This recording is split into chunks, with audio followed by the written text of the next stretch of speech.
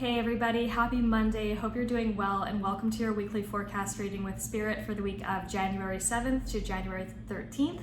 Today I'm going to be channeling some messages to you directly from the spirit realm, directly from your spirit guides, in hopes of giving you some messages of love, light, healing, connection, compassion, joy, all those beautiful things, and for something for you to focus on this week with regards to your own intuition, your own spirituality, or your connection to your own guides.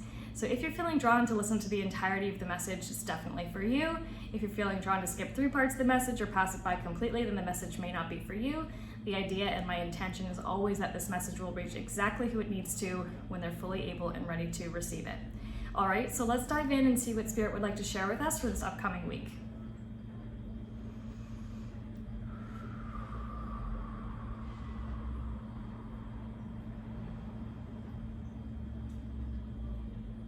I'm actually getting two animal guides coming in right away. The first is actually a repeat from last week. This is the tiger, okay? So the energy of the tiger is still with us as an animal guide.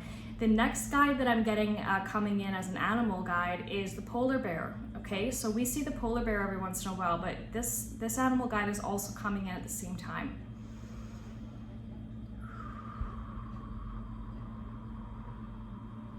So the next message coming in, our third message coming in, is Spirit asking us to really make an effort to tune into our internal cues. And what they mean by this is really tuning into our internal guidance system this week. And so, you know, when we tune into our internal guidance system and internal cues, it means that we're listening to our intuitive instincts. We're listening to the way that our body is responding. We're listening to the emotions that we are feeling and sensing. We're allowing ourselves to process in the way that our body is trying to process. We're taking our body, our guidance system, our intuition seriously. So this may appear to you as a response to someone's question or request, an invitation coming from somewhere or something. Could come in the form of a conversation. It could come in the form of an intuitive nudge about feeling the pull or the draw to go somewhere, be somewhere, try something new, reach out to someone in particular, to say no to something, to say yes to something. There's so many different ways that this can come through, and either your body responding positively or negatively.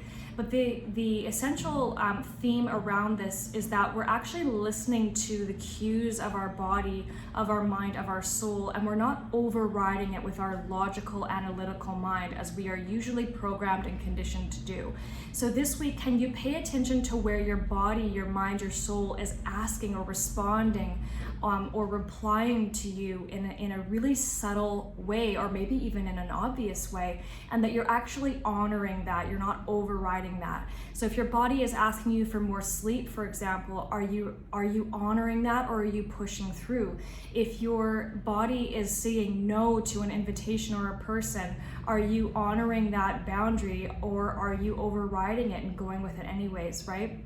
So I hope that makes sense, right?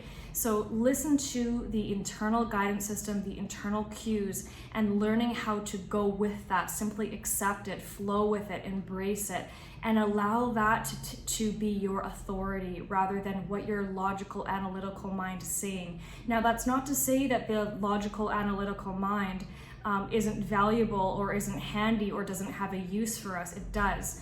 But in this case, we're really asking you to pay attention to the cues your body is sending you in the moments where, in the areas where you do truly have the flexibility and your soul knows that, to follow through with what you feel and know is right with you and what is in integrity with your heart.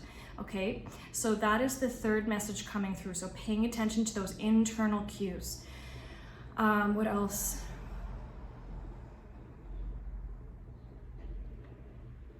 So the next message coming through is all about the heart chakra, okay? So opening up at the heart chakra.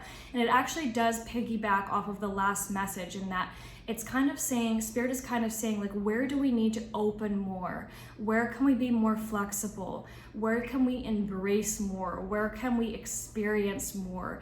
And paying attention to where we may be intentionally, non-intentionally, shutting ourselves down or shutting ourselves off or closing off or putting up a wall or guarding ourselves. Can we be aware? Can we pay attention to where our walls are going up or where we may be overriding those internal cues to shut down or to close off?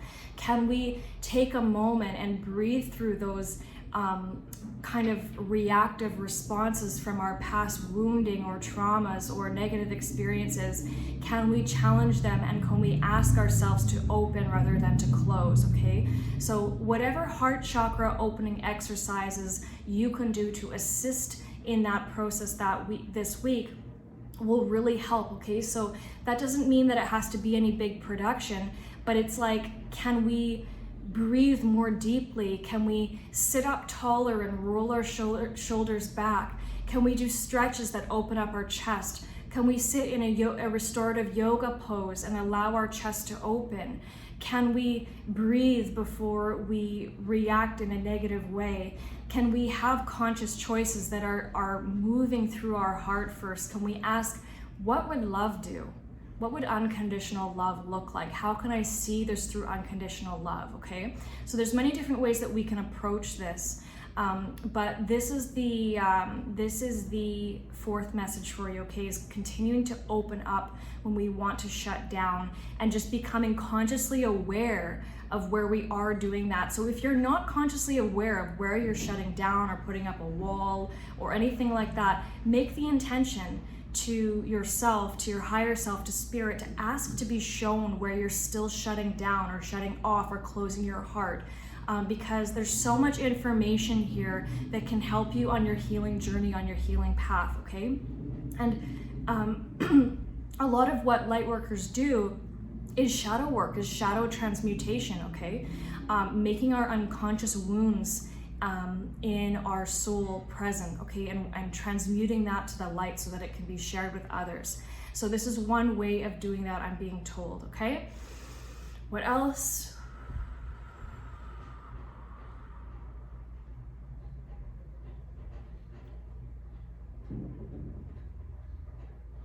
And so the next message that I'm being given from Spirit is becoming aware of, where does your energy want to flow to, okay?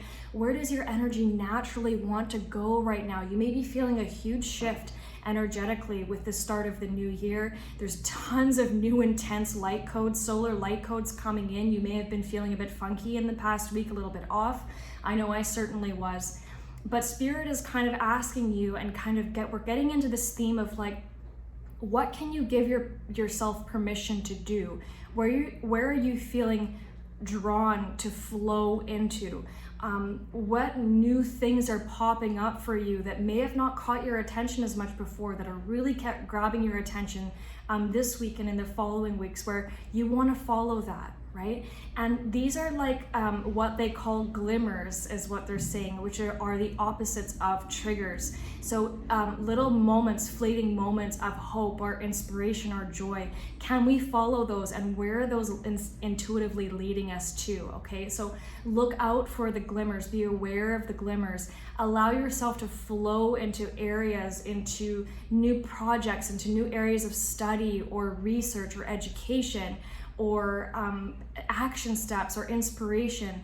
Where does your energy body want to go, and how do we honor that? How can we validate that, acknowledge it for ourselves, even when no one else is doing that for us, and giving ourselves permission, right? Giving ourselves permission to go in that direction, even if it's unexpected or people wouldn't necessarily like expect something like that from you, or what, it doesn't matter what it is, but giving ourselves permission to flow into what is bringing us joy, what's giving us sparks of inspiration, what's giving us excitement, where we're feeling this unexplainable draw to. So can we allow ourselves to flow into those things and see what happens, see what comes out of that, okay?